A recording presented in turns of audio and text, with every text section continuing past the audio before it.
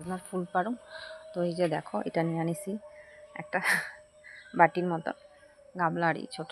তো কিছু ফুল পারুম, চলো দেখাইতেছি তোমাদেরকে। আমার চারিদিকে ফুল গাছ, আর এদিকে দেখতেছো ট্যাঙ্ক। যে ট্যাঙ্ক দেখতো এই নাই এখন দেখার মানুষ। এই যে দেখো কিছু ফুল পাইরা নিছি, এই যে অনেকটা ফুল পারছি, এখন উঠাম ওইটি। আর এই যে দেখো গাছে ফুল, এই যে দেখো অনেক অনেক ফুল।